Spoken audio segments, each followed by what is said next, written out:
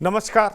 बिहार की बात में आपका स्वागत है। मैं हूं पंकज कुमार। इस खास पेशकश में हम चर्चा करेंगे कि कांग्रेस के किस नेता का फरमान आया, खासतौर पर केंद्रीय नेताओं का, जिसके बाद कांग्रेस के कोई नेता लालू प्रसाद के इफ्तार में नहीं गए।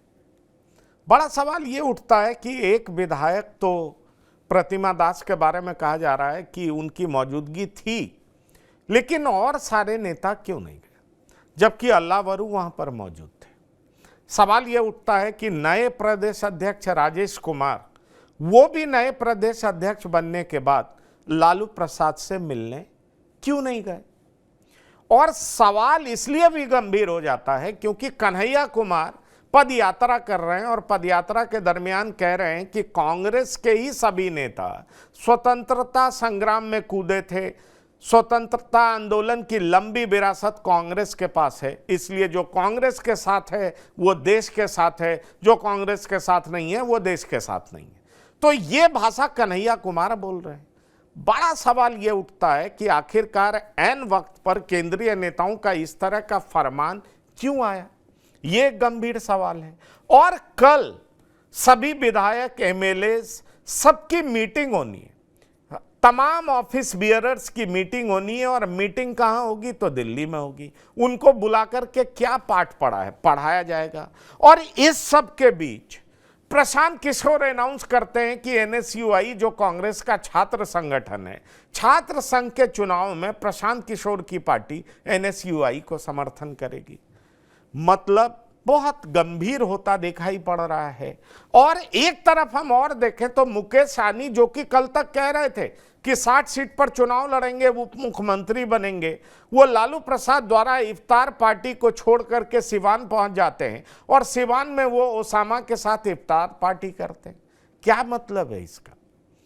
मतलब क्या है? बिहार की राजनीति किधर जा रही है? मामला गंभीर होता दिखाई पड़ रहा है। और सवाल यह उठता है कि क्या कृष्णा अल्लावरू और कन्हैया ने कांग्रेस के शीर्ष नेतृत्व को ऐसा क्या समझाया जिसके बाद कांग्रेस का शीर्ष नेतृत्व इस बात के लिए तैयार हो गया कि ठीक है, लालू प्रसाद के इफ्तार पार्टी से सबको दूरी बनाए रखना है। प्रदेश अध्यक्ष जो भी बने वो लालू प्रसाद से मिलने नहीं जाएगा। बिहार का प्रभारी जो होगा वो भी लालू प्रसाद से मिलने नहीं जाएगा।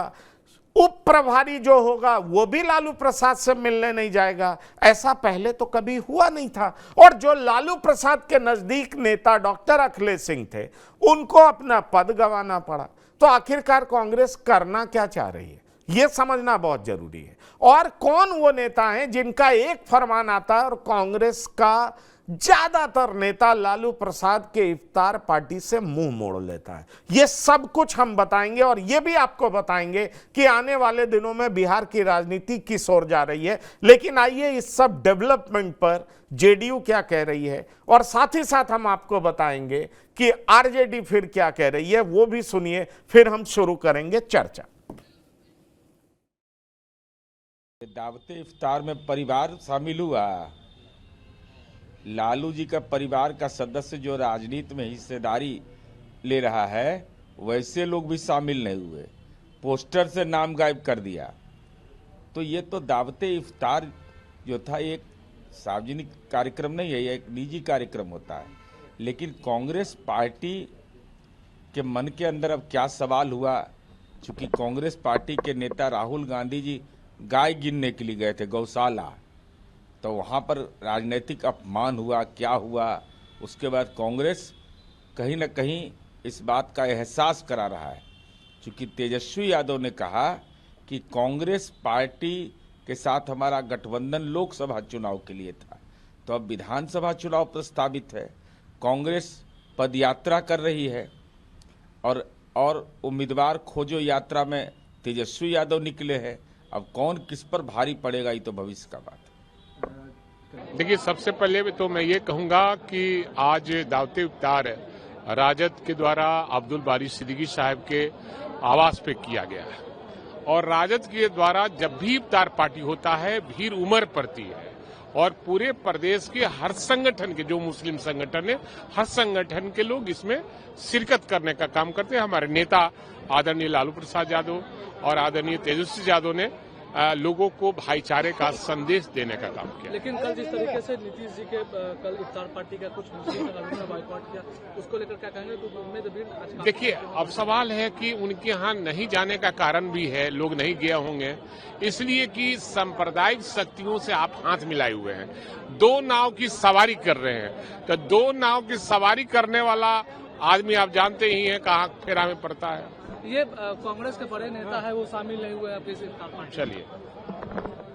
चलिए तो हमारे साथ इस वक्त श्याम किशोर चौबे जी जुड़ गए हैं। हमारे साथ श्याम किशोर चौबे जी वरिष्ठ पत्रकार हैं। मैं सीधा आपके पास आना चाहूँगा और मेरा सीधा सवाल आपके साथ है, लालू प्रसाद के इफ्तार पार्टी से दूरी को आप किस तरीके से देख रहे हैं? हम आपको बता दें कि लालू प्रसाद से दूरी के मसले पर फैसला कौन से नेता ले रहे हैं ये भी हम आपको बता दें। दरअसल राहुल गांधी को यह समझा दिया गया है कि हमें खोने के लिए सिर्फ 17 सीट है और पाने के लिए 243 सीट है। इसलिए अगर हम खोएंगे तो ज़्यादा से ज़्यादा 17 और पाएंगे तो 243। हमारे लिए विधानसभा चुनाव नहीं है, हमारे लिए लोकसभा चुनाव ज़्यादा इम्पॉर्टेंट है। हम अपने संगठन को मजबूत क्यों ना करें, हम 1990 वाली स्थिति में क्यों ना पहुंच जाएं। इसलिए पवन खेड़ा वहां पहुंचते हैं 23 तारीख को और वो प्रेस कॉन्फ्रेंस करते हैं और वो कहते हैं कि हम 90 वाली स्थिति चाहते हैं। जब पत्रकार उनसे पूछते हैं कि 90 में तो कांग्रेस अपने दम पर सरकार बनाई हुई थी, तो वो इस सवाल को टाल जाते हैं कि क्या आप आरजेडी के साथ समझौता करके चुनाव लड़िएगा या नहीं लड़िएगा। तो इस सवाल का जवाब पवन खेड़ा टाल जाते हैं। पर बार बार टालने का मतलब क्या है? अल्लाह वरू लालू प्रसाद से नहीं मिलते हैं, शाहनवाज आलम लालू प्रसाद से नहीं मिलते हैं, कन्हैया कुमार पद यात्रा करते हैं, उसमें ये कहते हैं कि जो कांग्रेस के साथ है वही देश के साथ है, जो कांग्रेस के साथ नहीं है वो देश के साथ नहीं है, क्योंकि कांग्रेस की लंबी विरासत स्वाधीनता संग्राम की रही है। इस तरह की बात करते हैं। इन सब का मतलब क्या देख रहे हैं आप? आखिरकार कांग्रेस चाह क्या रही है, किधर जा रही है कांग्रेस?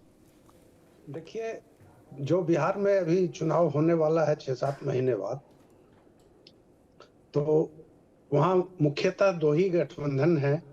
एक ये महागठबंधन है जिसमें आरजेडी, कांग्रेस आदि हैं, लेफ्ट फ्रंट हैं।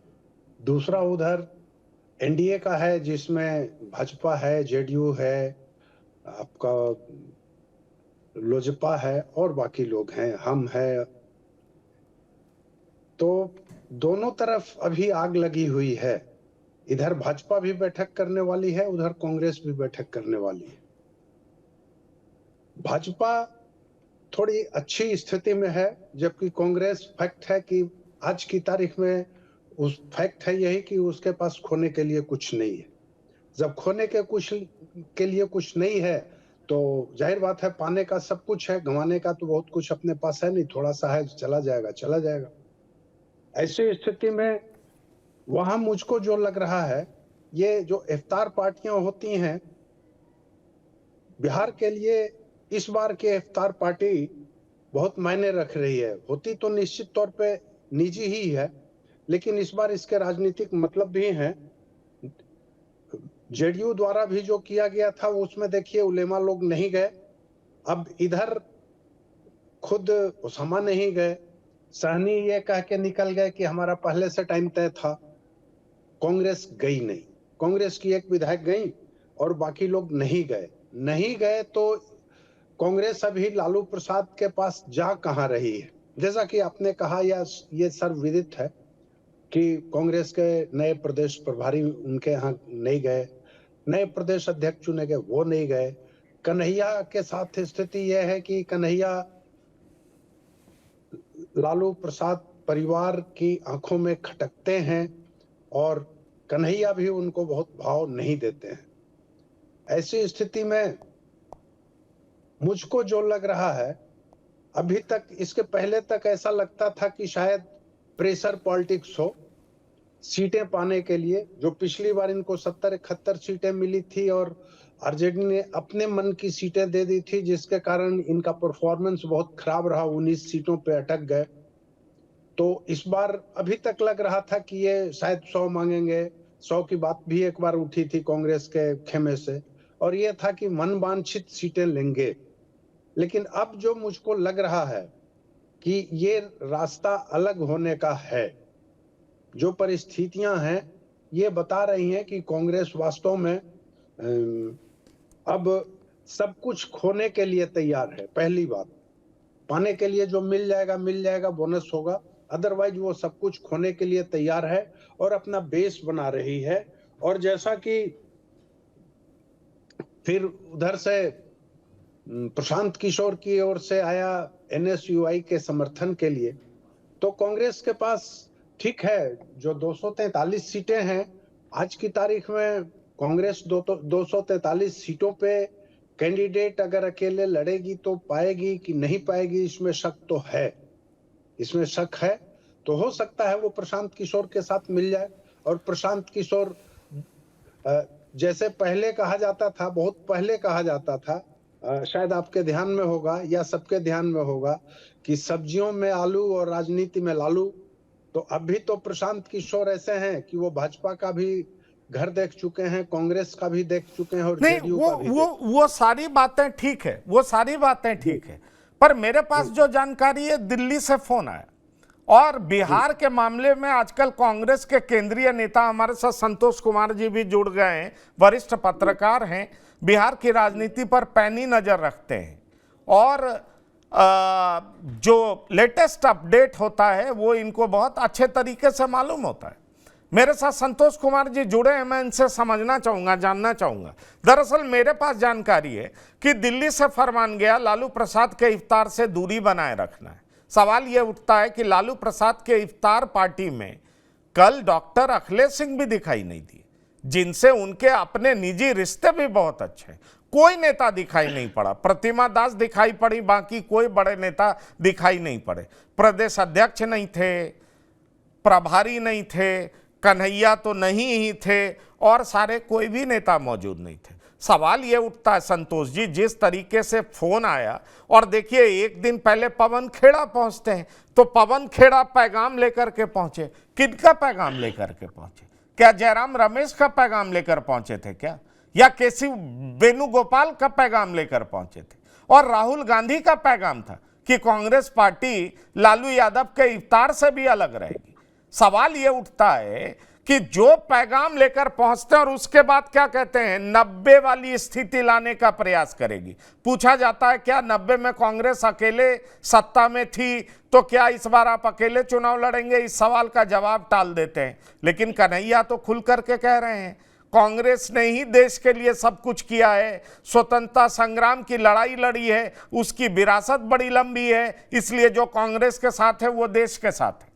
कहीं नहीं कह रहे महागठबंधन के साथ आइए, इंडिया गठबंधन के साथ आइए, और एक के बाद दूसरा, दूसरे के बाद तीसरा जो कांग्रेस स्टेप उठा रही है, इसका मतलब क्या है संतोष जी? कांग्रेस अलग रास्ते पर चलने का फैसला कर चुकी है। देखिए, चुनाव में जो वर्तमान परिस्थिति है उसमें भाजपा अकेले चुनाव लड़ने की हिम्मत नहीं करती है। भारतीय जनता पार्टी भी आज दुनिया की सबसे बड़ी पार्टी मानी जाती है, लगातार 10 वर्षों से सरकार है, लेकिन आज भाजपा भी अगर अकेले लड़ेगी तो 50-60 सीटों में सिमट जाएगी। और कांग्रेस की स्थिति तो जग जाहिर है, पिछले 35 वर्षों से कांग्रेस कहीं नहीं है बिहार में, गठबंधन करके ही आगे बढ़ी है जो सीट आती है। और देश की राजनीति इस समय गठबंधन के दौर से गुजर रही है, चाहे कहीं भी चले जाइए। मतलब भारतीय जनता पार्टी अभी सरकार में, लेकिन फिर भी हर स्टेट में छोटे छोटे दलों को जोड़कर आज वो सत्ता में है। आज भी अगर प्रधानमंत्री नरेंद्र मोदी बहुत बड़े पॉलिटिशियन माने जाते हैं, लगातार तीसरी बार प्रधानमंत्री बने हैं, लेकिन वो भी अकेले चुनाव लड़ने की हिम्मत नहीं कर पाते हैं। और कांग्रेस की स्थिति तो जग जाहिर है। तो कांग्रेस अभी जो कर रही है वो बार्गेनिंग पॉलिटिक्स कर रही है कि बार्गेन करके ज्यादा से ज्यादा सीट ले ले। क्योंकि अगर कांग्रेस पार्टी यूपी में अखिलेश को छोड़ देगी, बिहार में ये लालू को छोड़ देगी, तो फिर उसके पास वोट बैंक रहेगा कहां से? जहां तक प्रशांत किशोर की बात है, तो प्रशांत किशोर बिजनेसमैन है, वो पैसा लेकर काम करते हैं, जिधर पैसा देखेंगे वहां जाएंगे। अभी कुछ दिनों से वो उनका एक्टिविटी नहीं है। हाँ, कांग्रेस अगर प्रशांत किशोर के साथ गठबंधन करती है तो अपर कास्ट वोट जो है और मुस्लिम वोट भी, खासकर अपर कास्ट वोट जो नीतीश कुमार से नाराज चल रहे हैं, वो कांग्रेस की तरफ शिफ्ट हो सकते हैं जहां जदयू का कैंडिडेट होगा। और मुस्लिम वोट भी, तो मुस्लिम वोट वो देखते हैं कि कौन जीत रहा है, कौन भाजपा को हराने वाला है, उसके साथ मुस्लिम वोट जाते हैं। लेकिन अगर प्रशांत किशोर, कांग्रेस और छोटे छोटे दलों का गठबंधन होगा तो निश्चित तौर पर मुस्लिम वोटों में भी विभाजन होगा। तो कुल मिलाकर देखा जाए कि अगर अलग अलग लड़ेंगे तो इसका फायदा किसी को नहीं होने वाला है, और केवल बार्गेनिंग का पॉलिटिक्स कर रही है कांग्रेस पार्टी कि ज्यादा से ज्यादा सीट ले ले, और अकेले चुनाव लड़ेगी। तो अगर अभी विधानसभा चुनाव में मान लीजिए कांग्रेस अकेले लड़ लेती है, तो लोकसभा चुनाव में भी लालू कहेंगे कि ठीक है अकेले लड़ो सर। तो जो सीट आना कि यूपी में अखिलेश भी कर देंगे अकेले। तो आज यूपी में ज्यादा से ज्यादा सीट आई कांग्रेस और अखिलेश मिलकर लड़े, तो बिहार में अगर नीतीश कुमार भी इस गठबंधन में रहते तो आज नक्शा कुछ और रहता है। इंडिया गठबंधन 30 से ज्यादा सीटें जीतती। तो गठबंधन के दौर में मुझे नहीं लगता है कि कोई भी पार्टी अकेले लड़ने का प्रयास करेगा। नीतीश कुमार 20 वर्षों से चीफ मिनिस्टर है बिहार के, अगर वो अकेले लड़ेंगे तो 20 सीट नहीं आ पाएगा उनको। 1995 में जो उनको 7 सीट आया था उसी सीट पर आ जाएंगे, बहुत होगा तो 10 से 15 सीट जीत देंगे। सोचिए, नीतीश कुमार ने बिहार में विकास की नई लकीर खींची है और बहुत सारा डेवलपमेंट वर्क किया है, फिर भी अगर वो अकेले चुनाव लड़ेंगे तो 20 सीटों में सिमट जाएंगे। भाजपा भी नहीं जीत पाएगी, लालू भी अकेले आज के समय में किसी का भी जीतना, बिहार और यूपी खासकर में अकेले जीतना मुश्किल दिख रहा है आज की परिस्थिति में, चाहे वो भारतीय जनता पार्टी हो, कांग्रेस हो, सपा हो, आरजेडी हो, कोई भी। तो गठबंधन का दौर है और अभी केवल ब्लैकमेल पॉलिटिक्स, सीट ज्यादा से ज्यादा लेने के लिए ये सारी गतिविधियां हो रही है। हाँ, कांग्रेस पार्टी अगर राहुल गांधी ठान ले कि भाई हमको अकेले ही लड़ना है, 10 साल और सत्ता से बाहर रहना है, तो उसका फायदा अगर कांग्रेस पार्टी मैं संतोष जी इससे आगे कुछ आपको ध्यान दिलाता हूं और उसके बाद फिर सवाल आपसे पूछूंगा और आपसे समझने का प्रयास करूंगा, जनता भी समझेगी कि आखिरकार इस स्टेप के मायने क्या है। ये मैं आपको बताना चाह रहा हूं। दरअसल आप देखिए कि कांग्रेस और आरजेडी में कॉमन क्या है। कांग्रेस और आरजेडी में एक वोट बैंक कॉमन है, वो क्या है? मुसलमान का वोट कॉमन है, और मुसलमान का वोट कॉमन है। और अब कांग्रेस दलित पॉलिटिक्स भी करना चाह रही है, इसलिए राजेश कुमार को प्रदेश अध्यक्ष बना दी, मल्लिकार्जुन खड़गे राष्ट्रीय अध्यक्ष हैं, ये सबको पता है। अब देखिए, कांग्रेस ओबीसी की भी पॉलिटिक्स करना चाहती है, क्योंकि जातीय जनगणना पर कांग्रेस बहुत जोर दे रही है। पिछले कुछ सालों से राहुल गांधी की जुबान पर ये बातें हम देखते हैं कि तैरती हुई नजर आती है हर मीटिंग में। यहां तक कि ब्यूटी कॉन्टेस्ट में राहुल गांधी खोजना शुरू कर दिए हैं कि इसमें कोई दलित पार्टिसिपेंट है क्या। पत्रकारों से पूछते हैं कि आप में से कितने लोग ओबीसी हैं, कितने लोग ईबीसी हैं, कितने लोग दलित हैं। ये सब तरह का सवाल भी वो करने लगे। सवाल ये उठता है कि जब कांग्रेस की राजनीति उस ओर जा रही है, तो आपको नहीं लगता कि क्लैश ऑफ इंटरेस्ट कांग्रेस का साफ तौर पर समाजवादी पार्टी हो उससे होता दिख रहा है, आरजेडी हो उससे होता दिख रहा है? क्योंकि यही राहुल गांधी मिले थे ना।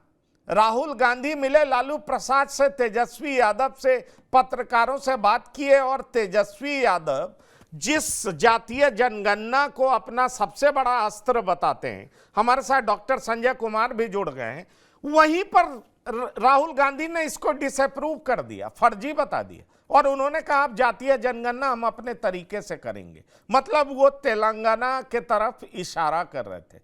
सवाल ये उठता है कि अगर आपका वोट बैंक का क्लैश हो रहा है और आपको लगता है कि कब तक हम मेहरबानी की राजनीति करते रहेंगे, और मेरे पास जो जानकारी है, कन्हैया कुमार अल्लावरू समझा चुके हैं हमारी लड़ाई 2029 के लिए है, हमारी लड़ाई 2025 के लिए नहीं है। हमें खोने के लिए 17 सीट है, पाने के लिए 243 सीट है। अगर हम इसी तरीके से मेहरबानी की राजनीति करते रहे तो कल ये हमें 30 सीट भी देने के लिए तैयार नहीं होंगे। और इसी तरह की राजनीति हम करते रहे तो 2029 में हम कहीं नहीं रहेंगे। इसलिए हमें अपने पैर पर खड़ा होना पड़ेगा। यही कारण है कि जो कांग्रेस अक्सर ओबीसी पॉलिटिक्स का विरोध करती रही है प्रत्यक्ष और अप्रत्यक्ष रूप से, अब वो कांग्रेस ओबीसी पॉलिटिक्स की बात करती है, दलित लीडरशिप ला रही है और साथ ही साथ मुसलमान को लेकर के उसका कॉन्फिडेंस सातवें आसमान पर है। और मेरी जो जानकारी है, पूरा मैसेज के साथ पवन खेड़ा पटना पहुंचे और पटना पहुंचे तो मैसेज उन्होंने दे दिया कि कल लालू प्रसाद का इफ्तार है, दूर रहना है। सभी लोग दूर रह गए।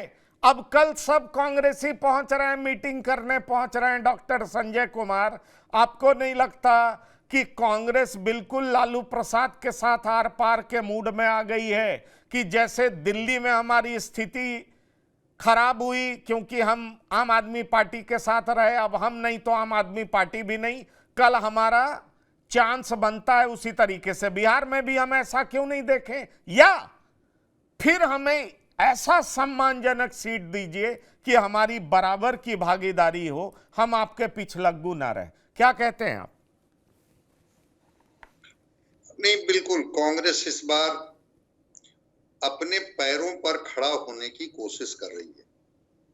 कितना खड़ा हो पाती है नहीं हो पाती है, क्योंकि कल भी मदन मोहन झा से काफी कुरेदने की कोशिश की गई कि आपके गठबंधन का नेतृत्व कौन करेगा, मुख्यमंत्री कौन होगा, इस पर वो चुप्पी साध गए। हालांकि सीटों को लेकर के वो कहते रहे कि ये तो हमारे आला कमान तय करेंगे, हम कौन होते हैं बता देने वाले कि कितनी सीटों पर हम लड़ेंगे और कितनी सीटों पर बाकी पार्टियां लड़ेंगी। लेकिन हाँ, ये जरूर है कि जिस तरह से जो यहाँ के तो डॉक्टर संजय, यही तो हम कह रहे हैं ना कि आला कमान ने तय कर दिया कि इस इफ्तार पार्टी से दूर रहो। आला कमान ने ही तय किया, पवन खेड़ा मैसेंजर बने और प्रेस कॉन्फ्रेंस में कह दिया हम 90 वाली स्थिति चाहते हैं। पत्रकार ने पूछ भी दिया 90 में आप अकेले सत्ता में थे, क्या इस बार फिर से अकेले चुनाव लड़ेंगे? ये सवाल टाल गए। कन्हैया कुमार भी ये सवाल टाल जाते हैं, लेकिन कोई भी लालू प्रसाद से मिलने नहीं जाता है। ऐसा तो पिछले 25-30 साल की राजनीति में नहीं देखा गया है। ये कांग्रेस अलग चाल क्यों दिखा रही है? इसका कोई मतलब है ना? हाँ, मतलब है कि कांग्रेस सम्मानजनक तरीके से चाहती है सीटों का बंटवारा या एकला चलो की राह पर। अब वो टाइम फ्रेम मैं नहीं जानता हूं कि वो टाइम फ्रेम उनको कितना लगेगा अपनी जमीन को मजबूत करने में, लेकिन बिल्कुल जो आपने दिल्ली को मैंने रिलेट किया पटना से या बिहार से, बिल्कुल उसी स्थिति में कि आपसे कैसे गिड़गिड़ाती रही कांग्रेस और फिर आपने वो सीटें भी नहीं दी। अंत में कांग्रेस कही कि तो ठीक है हम लड़ लेते हैं, और लड़ने के बाद आपकी क्या स्थिति हुई? ठीक है, कांग्रेस तो उसके पास खोने के लिए क्या था, वो तो गई ही किनारे, लेकिन आप भी सत्ता से काफी दूर हो गई। तो निश्चित रूप से ये बात है कि कल जो इफ्तार था, कितनी दूरी पर थे पवन खेड़ा, कितनी दूरी पर थे कांग्रेस के बड़े नेता, और ये कह करके टाल दिया गया कि भाई कल आज के बारे में कि आज दिल्ली में विधायकों को मीटिंग के लिए बुलाया गया है, इस वजह से फ्लाइट पकड़ने में देर हो जाती। कुछ लोगों ने कहा कि ऐसी कोई बात नहीं है, उसी समय जिलाध्यक्षों की मीटिंग चल रही थी, इस वजह से नहीं जा पाए। ये सब टालने वाली बात थी। अगर चाहते तो कांग्रेस के बड़े नेता इफ्तार में शामिल हो सकते थे, लेकिन आला कमान का ही आदेश से तो सब कुछ हो रहा है।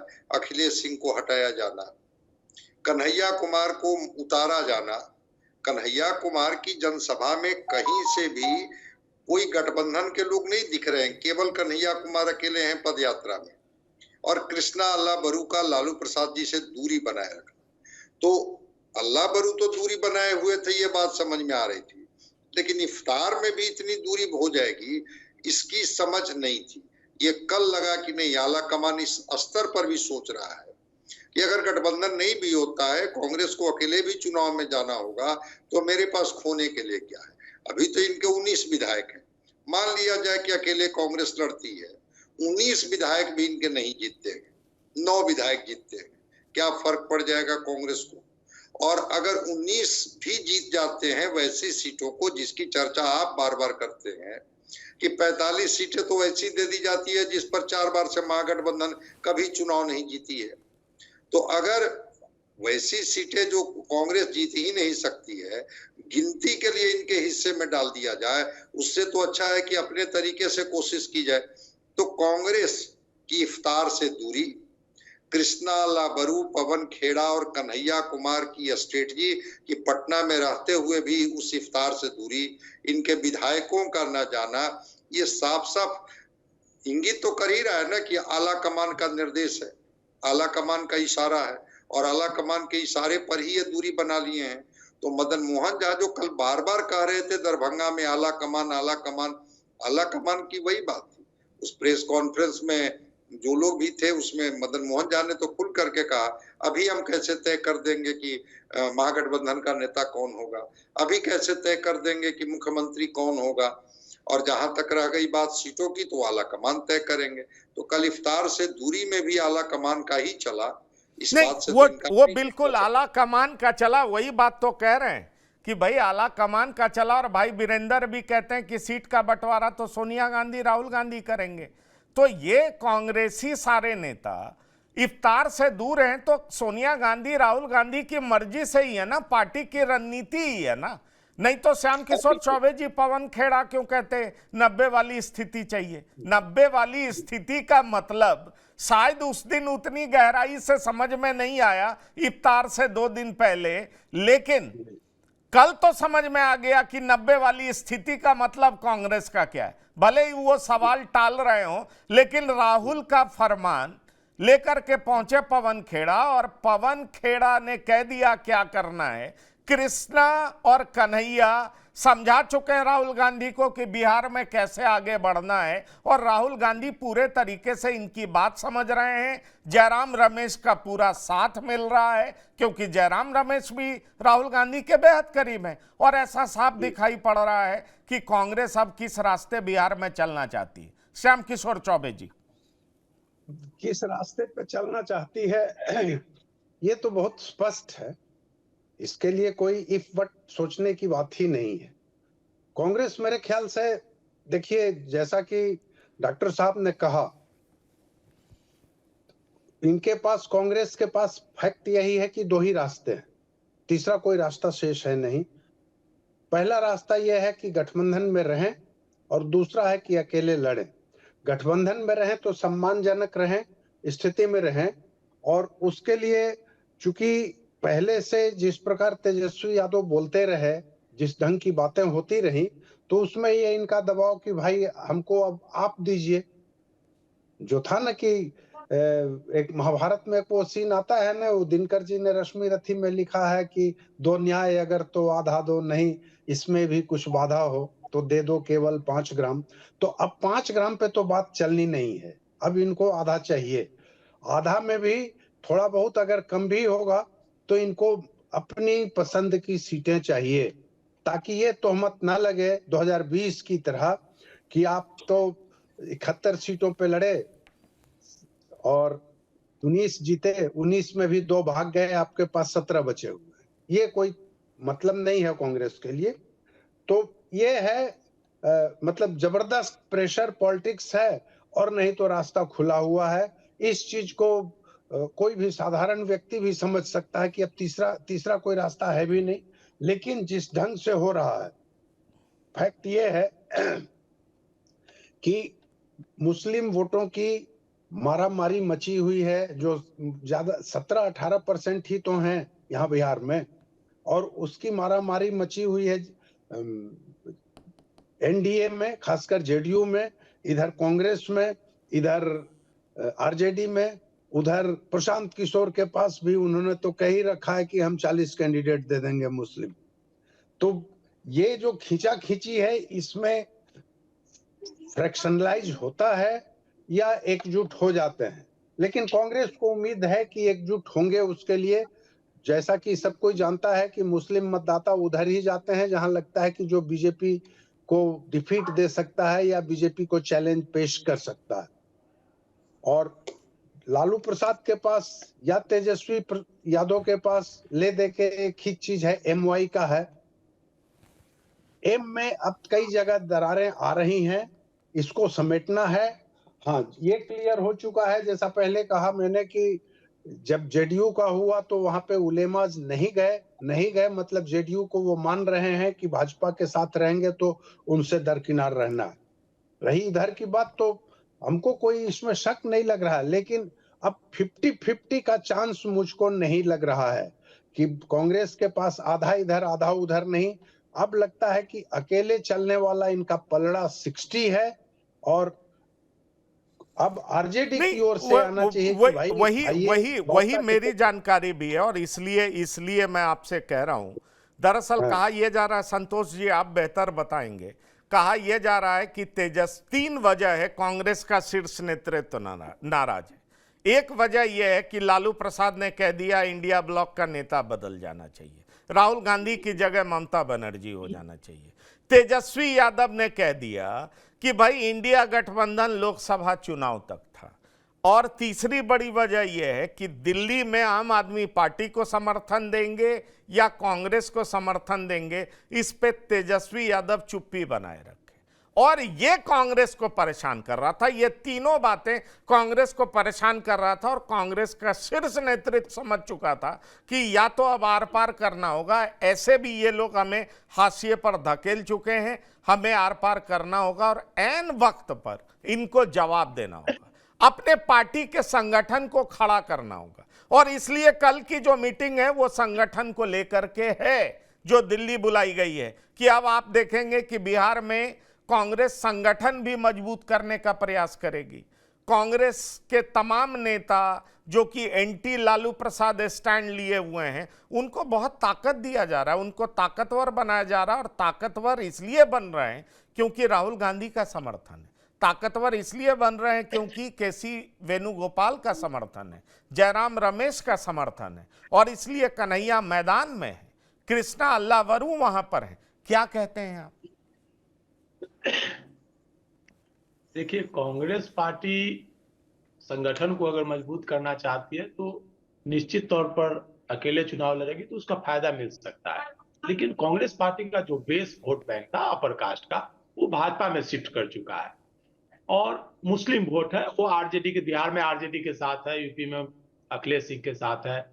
तो वोट बैंक कांग्रेस का बिखरा हुआ है और कांग्रेस जहां जहां मजबूत थी, मध्य प्रदेश, राजस्थान, वहां भी उखड़ती चली गई।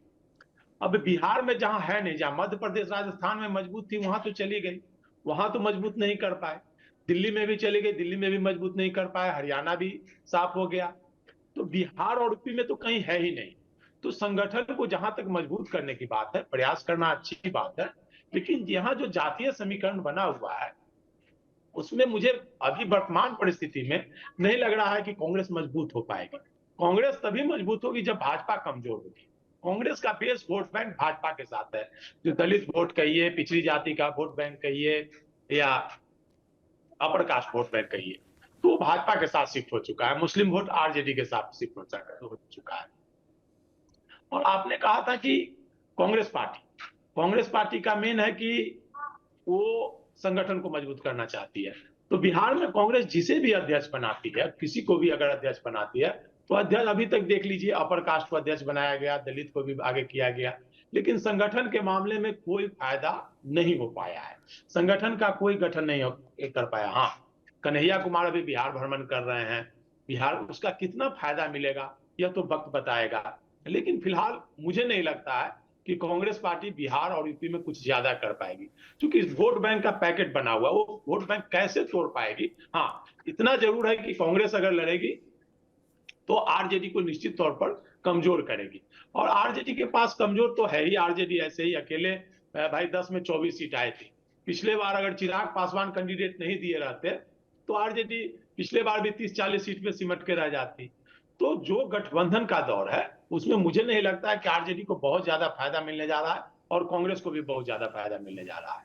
अभी जो नीतीश कुमार का एंटी इनकम्बेंसी है, तो एंटी इनकम्बेंसी का फायदा कौन उठा पाएगा? प्रशांत किशोर उठा पाते हैं, कांग्रेस उठा पाते हैं कि तेजस्वी उठा पाते हैं, यह तो वक्त बताएगा। लेकिन वर्तमान परिस्थिति है, जो गठबंधन मजबूत रहेगा उसे ही सफलता मिलेगी, चाहे वो एनडीए हो या इंडिया गठबंधन हो। अकेला चना भाड़ नहीं फोड़ सकता, कहावत है। तो बिहार की स्थिति वही है कि कोई भी पार्टी अकेले कुछ नहीं कर सकती। कांग्रेस पार्टी भी अगर अकेले चुनाव लड़ेगी तो मुस्लिम वोट की जो उन्हें उम्मीद है, मुस्लिम वोट भी देखेंगे कि कांग्रेस अगर वोट नहीं जीत पा रही है तो फिर आरजेडी के साथ ही चली जाएगी। तो कांग्रेस अभी मुझे लगता है कि बस ब्लैकमेल पॉलिटिक्स, बार्गेन पॉलिटिक्स कर रही है और ज्यादा से ज्यादा सीट लेने का प्रयास करेगी। और आरजेडी भी मुझे नहीं लगता है कि कांग्रेस को छोड़ेगी, क्योंकि पिछले 30 वर्षों से कांग्रेस के साथ का गठबंधन आरजेडी का चल रहा है और वर्तमान परिस्थिति में आरजेडी भी नहीं छोड़ना चाहेगी और कांग्रेस भी नहीं छोड़ना चाहेगी आरजेडी को। केवल एक बार्गेनिंग पॉलिटिक्स है कि ज्यादा से ज्यादा सीट ले सके। सारा खेल सीटों का है और सीटों के लिए ही सारा खेला हो रहा है, चाहे इफ्तार पार्टी में नहीं जाना हो, चाहे अल्लावरू को बनाना, अखिलेश सिंह को हटाया जाना, दलित को अध्यक्ष बनाया जाना। तो टोटल है कि सीटों का ज्यादा से ज्यादा बार्गेन हो सके, कांग्रेस पार्टी ज्यादा से ज्यादा सीट ले सके। आप देख लीजिए भारतीय जनता पार्टी भी तो वही कर रही है, वो नीतीश कुमार को मुख्यमंत्री नहीं मान रही है और नीतीश कुमार भी वही कर रहे हैं, ब्लैकमेल पॉलिटिक्स, ज्यादा से ज्यादा सीट नीतीश कुमार ले लें, चाहे भाजपा चाह रही है कि ज्यादा से ज्यादा सीट लें। लेकिन गठबंधन, दोनों का गठबंधन रहेगा मजबूत और कोई भी पार्टी मुझे नहीं लगता है कि नहीं, अकेले वो बात आप बिल्कुल ठीक कह रहे हैं। लेकिन संतोष जी, एक चीज से जो मैं डिफर करना चाहूंगा, मैं डॉक्टर संजय से पूछना चाहूंगा, कांग्रेस तो अपर कास्ट पॉलिटिक्स भूल गई है। अपर कास्ट एक दो नेता उतार भी दे, पर वो अपर कास्ट के इंटरेस्ट की बात तो करते नहीं है।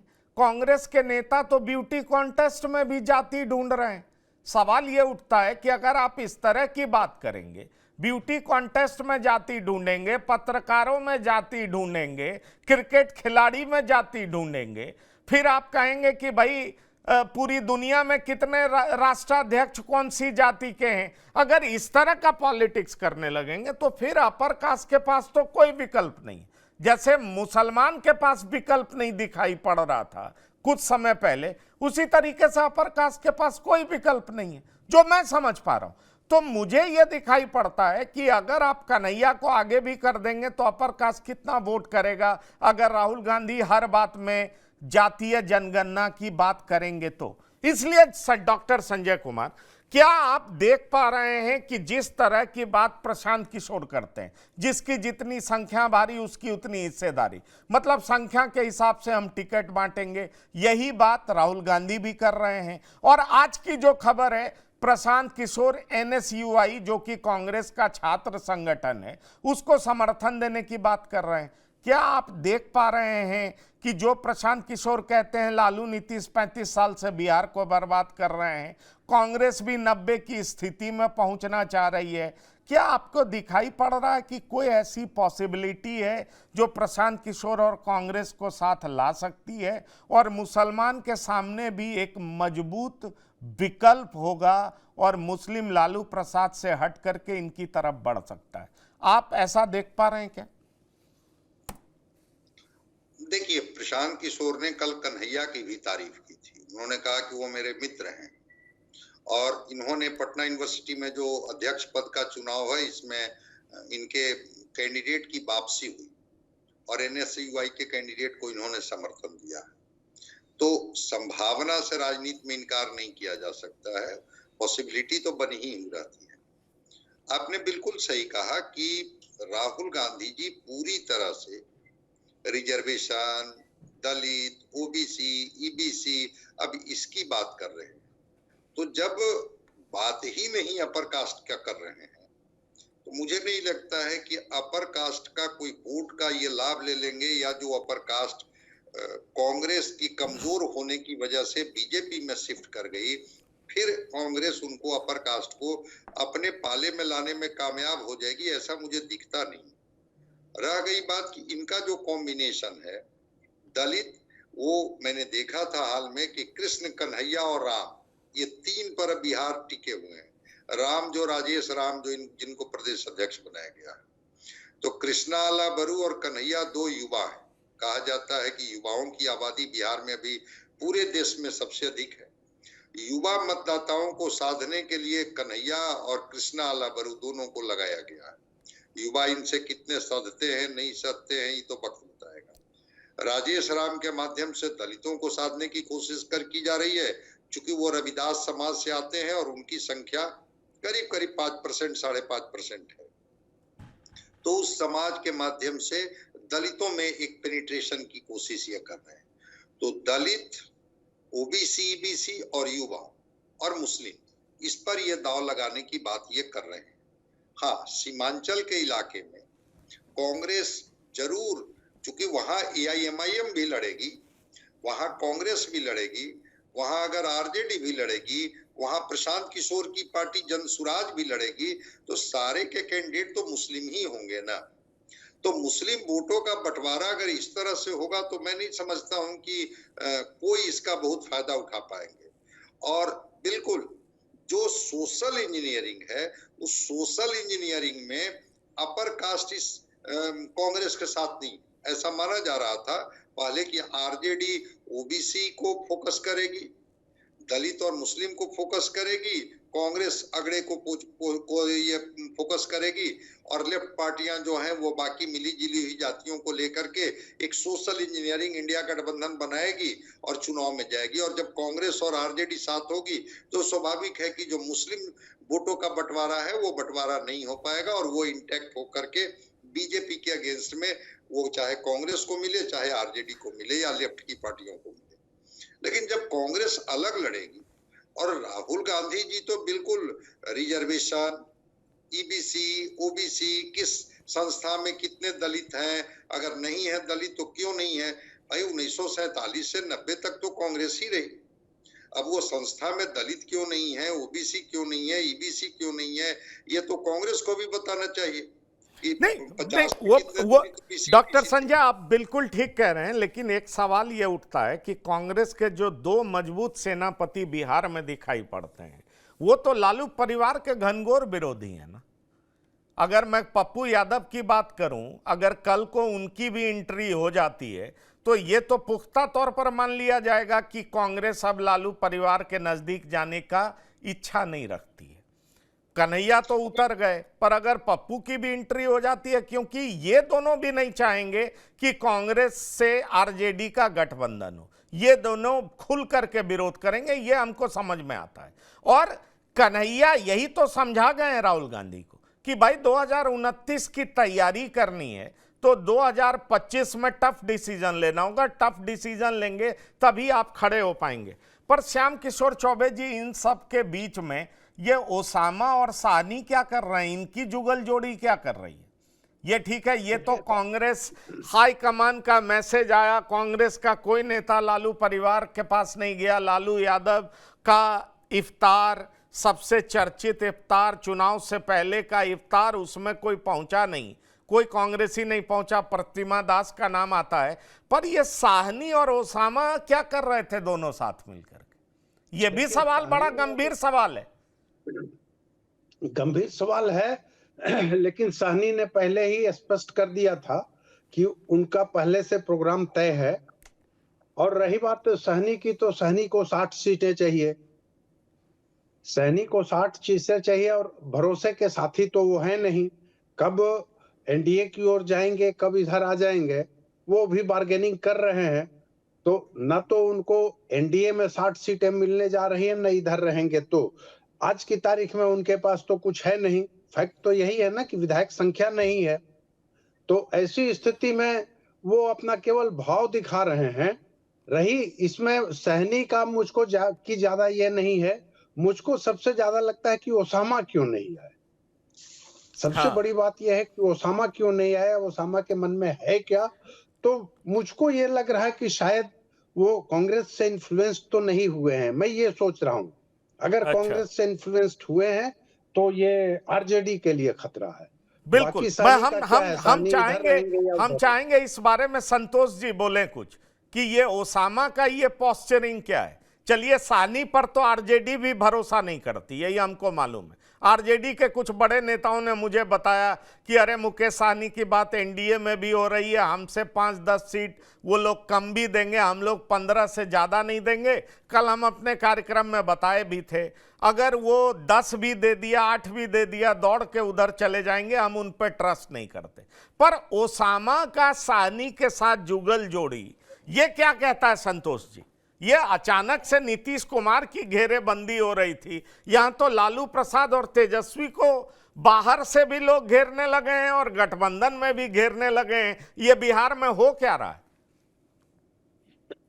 देखिए, अभी चुनाव का समय जब भी आता है तो हर कोई बार्गेन करना चाहता है, और शहाबुद्दीन के बेटे ओसामा, उनकी मां चुनाव लड़ी, वो भी चाहते हैं कि सिवान महाराजगंज क्षेत्रों में ज्यादा से ज्यादा सीट ले। तो सब लोग अपना अपना प्रयास कर रहे हैं, बार्गेन कर रहे हैं, रूठने मनाने का खेल चलता रहेगा अभी चुनाव तक। कोई कहीं जाएगा, कोई कहीं जाएगा, जिसको जहां फायदा मिलेगा, जिसको जहां ज्यादा सीट मिलेगी वहां चला जाएगा। आपने देखा नहीं लोकसभा चुनाव के समय क्या हुआ था? इंडिया गठबंधन के सर्वे सर्वा नीतीश कुमार थे, चुनाव से ठीक पहले चले गए भाजपा के साथ। इंडिया गठबंधन बनाया, सब कुछ किया और चले गए, सीट ज्यादा मिल गई, उधर चले गए और सफलता भी मिली। तो सभी दलों का वही हाल है अभी चुनाव तक। हो सकता है नीतीश कुमार भी फिर पलटी मार दे, ओसामा पलटी मार दे। तो भाजपा और कांग्रेस दोनों, भाजपा नीतीश कुमार को कम से कम सीट देना चाहती है, ज्यादा बढ़ना चाहती है। इधर कांग्रेस लालू प्रसाद को, जो भी बड़ी पार्टी है, राष्ट्रीय पार्टी है, दो ही मेन पार्टी है, कांग्रेस और भाजपा। दोनों के छत्र छाया में बाकी पार्टियां रहती है। कुछ भाजपा के साथ रहते हैं, हर स्टेट की छोटी छोटी पार्टियां, और कुछ कांग्रेस के साथ रहते हैं। दोनों अपनी बड़ी पार्टी हैं, दोनों केंद्र में सत्ता आएगी तो या तो कांग्रेस की रहेगी या भाजपा, भाजपा हटेगी तो कांग्रेस की आएगी। तो बिहार की पॉलिटिक्स में अभी तक लालू प्रसाद रहे और नीतीश कुमार रहे। अब 35 वर्षों तक लगातार लालू नीतीश की जोड़ी रही है, मतलब लालू दोनों मित्र कहे जाते हैं, भाई कहे जाते हैं। तो अब लोगों के मन में एक आ रहा है कि बदलाव हो। अब देखना ये बदलाव किस तरफ जाता है। प्रशांत किशोर और कांग्रेस की अगर जोड़ी बनती है तो उसका फायदा उसको कितना मिलता है, या फिर खिचड़ी बनती है, या फिर नीतीश और भाजपा की जोड़ी कामयाब रहती है और फिर सत्ता प्राप्त करती है। क्योंकि बिहार की जो पॉलिटिक्स है, नीतीश कुमार के पास, नीतीश जी कितना भी अस्वस्थ है, कुछ भी कर ले, उनका 15% वोट बैंक है। वो अगर मृत्यु शैया पर भी लेटे रहेंगे तो भी उनका वोट उन्हीं की पार्टी को मिलेगा। नहीं, उसी प्रकार भाजपा का वोट बिल्कुल बिल्कुल। पर क्या ओसामा कांग्रेस की तरफ देख रहे हैं क्या? कोई आश्चर्यजनक बात नहीं होगी, ओसामा कांग्रेस के साथ जा सकते हैं तो कोई आश्चर्य। लोकसभा चुनाव में लालू से हट करके चुनाव लड़े ना, ओसामा की मां तो चुनाव लड़ी, शहाबुद्दीन की पत्नी। तो राजनीति में कोई भी पार्टी कहीं भी जा सकता है। डॉक्टर संजय, क्या आप देख पा रहे हैं कि ओसामा, साहनी, प्रशांत किशोर, कांग्रेस, ये सब एक साथ आ सकते हैं? इसकी संभावना है क्या? देखिए, राजनीति में किसी संभावना से कभी इनकार नहीं किया जा सकता। हालांकि प्रशांत किशोर तो कहते हैं कि ये 2025 क्या, 2030 में, 2035 में, 2040 में हम किसी गठबंधन में नहीं जा रहे हैं। कहना और करना दोनों दो चीजें होती हैं। लेकिन मुकेश सहनी अति महत्वाकांक्षी हैं, इस बात को तो स्वीकार करनी होगी। ओसामा को भी लगता है कि अगर हमारा प्रभाव तो तभी होगा जब हमें अधिक से अधिक सीटें मिलेगी, या हमारे जो लोग होंगे उनको चुनाव में हम लड़ाएंगे।